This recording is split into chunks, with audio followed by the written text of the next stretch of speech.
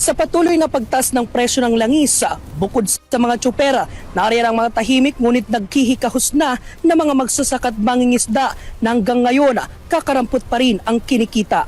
Sa tuloy na pinapasa ng mga magsasaka at mangingisda sa lalawigan ng Pangasinan ang epekto ng tumataas na presyo ng langis na nagdudulot ng dagdag gastos sa kanilang hanap buhay. Ayon kay Tatay Lito, isang magsasaka mula sa bayan ng Aguilara, doble ang dagok na kanilang nararanasan dahil bukod sa mahal na krudo, bumababa rin ang kita mula sa kanilang ani.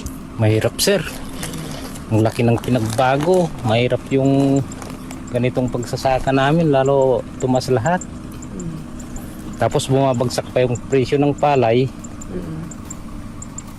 Diyan kami natatalo ngayon. Dagdag pa niya, kasabay ng pagtaas ng presyo ng diesel ay ang pagbaba naman ng presyo ng pikas, dahilan upang lalo silang mahirapan sa pang-araw-araw na gastusin. Sa isang galon po, ilan po yung nagagastos nito ay? Katulad nitong galon na ito ma'am, 600 halos higit kalahati lang. Ubos na oh. Wala na naman. Bibili na naman kami. Kaya mahirap talaga ngayon. Tapos nabanggit mo rin po kanina tayo na bumagsak yung presyo ng paan. Oo, bumaba sir. So, Kano ngayon, sir, ang bentahan niyo sa 28 ngayon ma'am. Pero maraming gastusin ngayon kaya talo pa rin kami.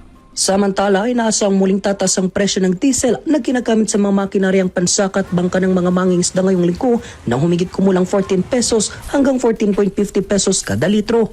Kung magpapatuloy ang oil price hike, maaaring umabot sa halos 130 pesos kada litro ang diesel, habang posible ring tumaas ang presyo ng gasolina ng 7 pesos hanggang 7.50 pesos kada litro. Sa kabila nito, umaasang mga nasa sektor ng agrikultura tulad ni Tatay Lito sa agarang tugon ng pamahalaan.